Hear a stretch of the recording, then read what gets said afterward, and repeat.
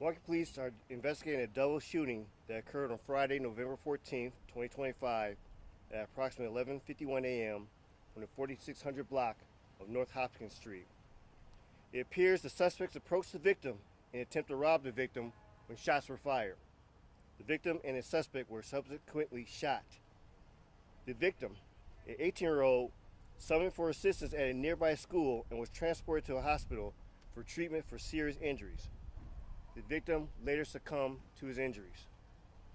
One of the suspects, a 17-year-old, was transported to a hospital for treatment of non-fatal injuries. He was arrested. Milwaukee police continue to seek additional unknown suspects. Anyone with information is asked to contact the Milwaukee Police Department at 414-935-7360 or to remain anonymous and contact Crime Stoppers at 414-224-TIPS or P3 Tips. So early this morning, I was at the South Side, the Boys and Girls Club, where there was a dedication of a basketball court for our youth. And I always said this in many spaces that if we don't provide spaces for our kids, safe spaces for our kids, they'll find things on their own to do in our community, and we're not going to like it.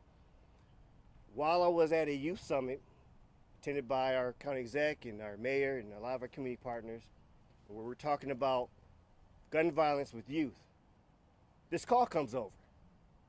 This call comes over as we are talking about firearm violence and our youth. This is unacceptable, Milwaukee. This is absolutely unacceptable in regards to that. This is absolutely preventable, totally avoidable, and here we are having the same refrain about youth and gun violence.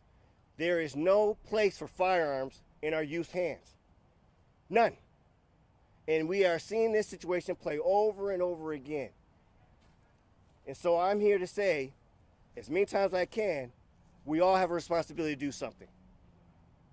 We cannot have bystanders in this work. We have men and women in the Milwaukee Police Department tirelessly working to ensure that we are going to make sure that people who are bringing harm to our community is held accountable. But that's not enough. We need to really wake up about what is firearms doing to our community, especially in the hands of young ones. And so, yes, I am having this press conference to elevate and amplify the discussion that we all have a responsibility in this type of work. The 18-year-old victim, was he or she a student at the school that they ran into? We're still investigating that right now, but yes, we definitely want to look in that angle because, again, that makes it even worse in regards to that this could be, a student out here in regards to this, unavoidable situation. Is the school still on lockdown at this time?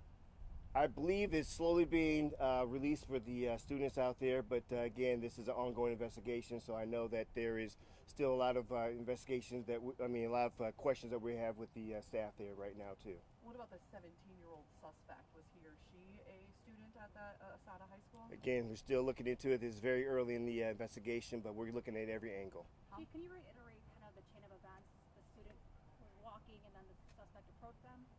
So we said a 18-year-old male who was approaching to the corner there was, again, approached by suspects, which we believe was a robbery. And that one of the individuals involved in that robbery also was shot during the time when our victim who died was shot. How many suspects approached this teenager? We're still looking into that. Was there an exchange of gunfire between the 18-year-old and 17-year-old? We don't know at this time, but we do understand there was a shot fired, but we don't know the extent of the, how many guns or what the extent of shots being fired at the time. So we don't necessarily know how the 17-year-old got injured. At this time, we're still looking into that. We'll take another question. It looks like it's a very large footprint we have out here. Can you just expand on that? Why is there such a large footprint? So we just want to make sure that we have enough room to investigate and check the scene. I know that unfortunately there is a number of items of evidence in that particular area, so we want to make sure that we have enough room to navigate and ensure that we are doing our due diligence. Thank you. Thanks, Chief. I know you asked about MPS. I usually reach out to MPS to make sure. I thought they were done with their lockdown. I thought they sent the email, right? I'm pretty sure stating that. So just double check though. Thanks, Sergeant. Yes.